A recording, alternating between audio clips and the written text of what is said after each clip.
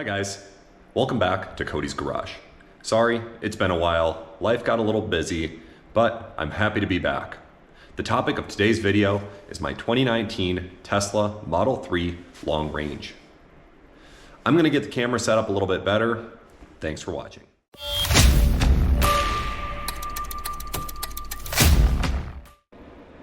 All right, like I said, we're gonna be talking about my 2019 Model 3. As you can see here, the driver's seat looks a little bit different than most. My Model 3 was involved in a small collision just a few weeks ago. And as you can see here, the damage is enough to set off the airbags, but shockingly not that much in the grand scheme of things. We basically have a busted front bumper cover, busted headlight. There's a crash bar underneath in there that once I get this bumper off, you'll be able to see a little bit closer. This fender is obviously bent here, the paint chipped off. This fender is going to get replaced as well. Then there's a fender support in here that's broken as well. Down here is also a fog light that's broken. And my 2019 Model 3 does not use radar-based parking sensors. It has rather parking sensors in the bumper itself. A couple of my parking sensors are broken as well, and so those will get replaced. Now, with my Model 3 being damaged, I had the choice of getting this repaired at a Tesla certified repair facility, or like you're gonna see in this video, I do it myself. Now this car was totaled, and it will have a branded rebuilt title after this is fully repaired and inspected here in the state of Iowa. Now, that does mean that I lose the remainder of my Tesla drivetrain and battery warranty. I had about 25,000 miles remaining on that and a little over 1 year remaining. That's a bummer.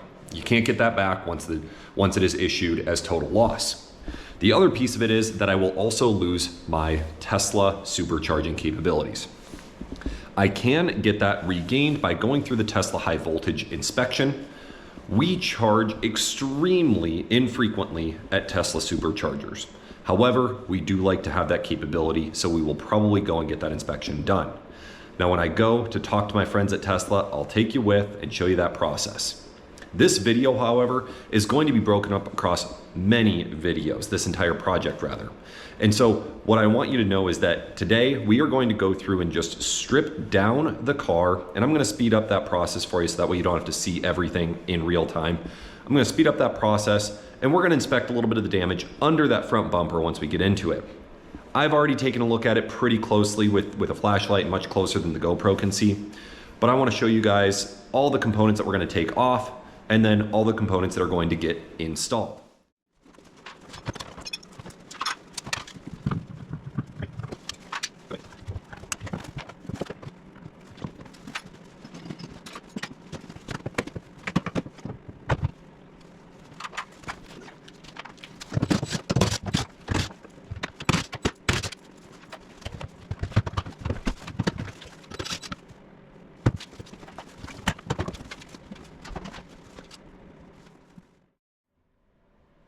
Now, taking a closer look at the potential damage area here, you can see that it was basically the other vehicle that collided right here.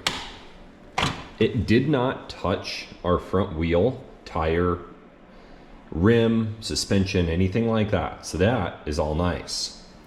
It basically hit right here and took out our headlight and fender. That is probably the best case scenario for everything happening here. Now, the best case scenario actually is that my wife was perfectly fine, uninjured. The accident was very minor in the grand scheme of things. The area on the car where this could have hit is ideal though, where we can see in here, not much, actually nothing moved in here. I don't see any broken bits where the frunk was. I don't see anything that is seemingly shifted. There were no puddles under the car after the accident or anything like that. So I'm gonna get to getting our front bumper off and our fender here off. So I'm gonna set you down while I work through that.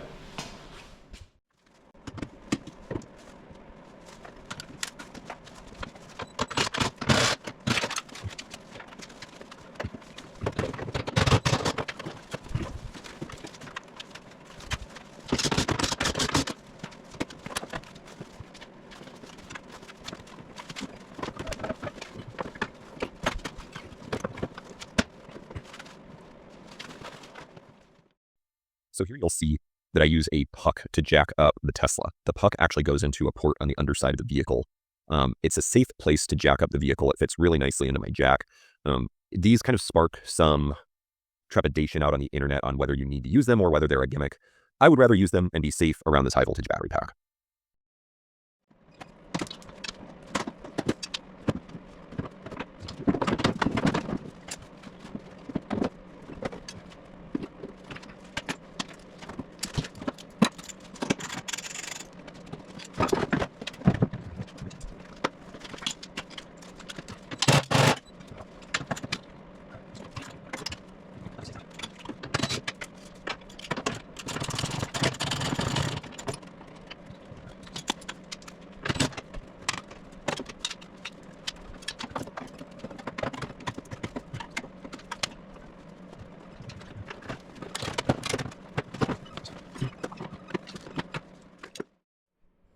Alright guys, now that we have access behind the fender, or the wheel well cover rather, we can see that the damage in here is really not all that bad. Right here is the back of our fog light. Right here are our horns. Up here you can see a bent piece of metal. Right here, this crash bar right here should be up here next to this piece of styrofoam that I was blocking with the flashlight. This should be up here. So this piece right here we know is going to need to be replaced, and this piece right here. The nice thing is that altogether these two are about $150. This fog light, about another $70. The headlight, about $200. Those are things that I had already budgeted for in my decision-making process. As of right now, I don't see anything in here that is broken that is surprising to me. The other interesting thing is that down here, there's something, this flare that goes along the bottom side of the bumper, and actually it's right here.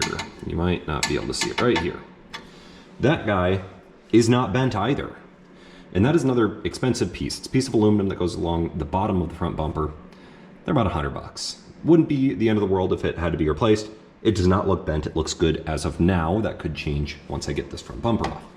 Now what I'm going to do is, my space is a little bit constrained the way that I have this parked in the garage. I already have the wheel off, so I don't want to move the car. So I'm going to work with the space that I have. I'm going to set you up on a time lapse here, and I'm going to get this front bumper off.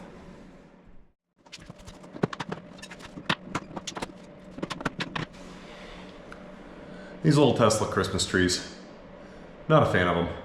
They are what hold a lot of this car together.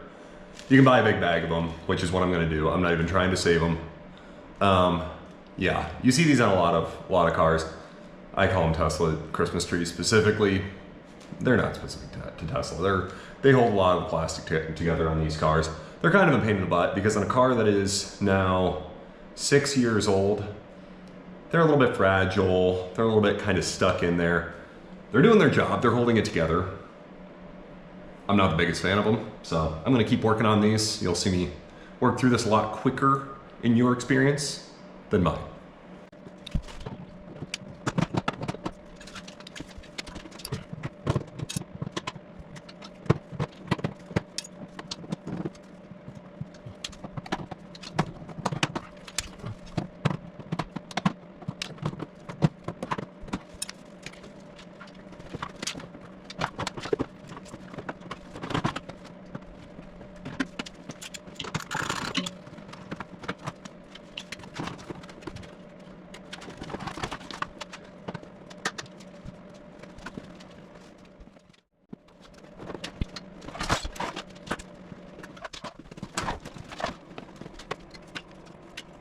Now over here, we've just got the backside of this busted up fog light, and then each of our parking sensors right there, right there, right there, right there, over there, and then this fog light.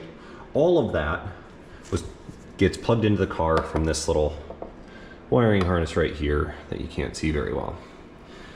That got plugged in. I did not show unplugging that because it was in a tight spot and I left the wheel on the passenger side. So all of this will come off and go on our new bumper once that arrives. I do know that I think we've got a broken parking sensor. Yeah, there's broken parking sensor right there. So that guy, that was right, whoops, that parking sensor right there. That guy was in the direct line of fire. I did not expect him to survive.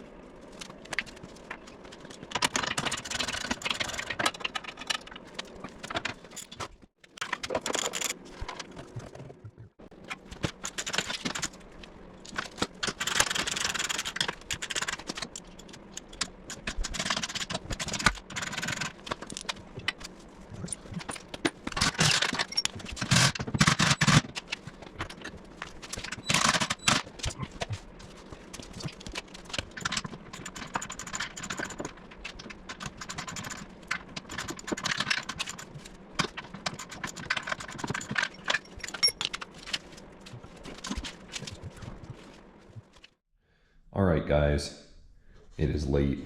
I am tired, and I've got all the broken pieces off the front of this car. We had our fender here that I removed. There are two clips right here that have our camera, our turn signal camera on it. These were a little tricky to get off. This one, you push down on this clip. This one, you pull up on this clip. They're a total pain in the behind. I actually think I broke the retaining clip off of my camera. I was considering upgrading the cameras anyway to a newer generation camera. I've got some of the bleed through when you turn your turn signal on at night. It actually shows a little bit of purple light. It's a common problem on this generation of car. It's the camera that goes right about here. So that one might be getting replaced along with the other side. Problem is, I'd probably have to take off the other side fender to get to that camera. We'll see where I land on that because I don't really want to go taking that side off because the body lines are actually pretty decent on that side. And I have a feeling I'd have a tough time getting them back. Another piece that we removed was this front crash bar here and the styrofoam that went in front of it. They are right over here. You can see the crash bar and then the styrofoam behind it. And how this actually goes on the car is it goes like this, and that styrofoam is effectively just a little bit of a barrier there between your aluminum actual bumper and then your styrofoam bumper. So then think of it as when you're parallel parking, bumping into the car in front of you, the car in front of you bumping into you. That's protecting this from collisions in that. In this instance, this piece bent and broke right there. Now on the back side of this are our airbag sensors. They actually screw in holes right here. Stand this up so we can see it. Right here is where the airbag sensor is that detonated the airbags in this car. You can see that the airbag sensor was crushed up against the subframe behind this and this bumper. I'm guessing that is what set off our airbags. Now, there's another airbag sensor that gets plugged in right there, and then on our passenger side over here. You can see on this side, it is straight and not bent and pushed in like this side was where the peak of our impact landed. Right here is the back side of where your tow eye goes into your vehicle. You can see right there, the access port. And then right there, you can see our broken headlight. Now I'm just gonna come up here and show you what the underside or the behind your front bumper looks like. Pretty much everything in here is good to go. Everything else is staying here. There is no more damaged parts in here. Everything is just a little bit dirty. I'm gonna go through and vacuum up any extra little plastic chunks that are in here when we're done filming tonight. But yeah, at the end of the day, this Tesla, all this damage, this is what this was totaled for. About 2 hours of total time to get this all taken apart. It's probably going to take me another 8 hours to get everything put back together once all the parts arrive. But from there, you can see that this project is not a bad DIY project. So with that, I'm going to pause this series of videos right now. I will be back with a follow-on video getting some parts installed. There's probably going to be a few videos after this. So thanks for watching. I'll see you in the next one. This is Cody with Cody's Garage. We'll see you soon.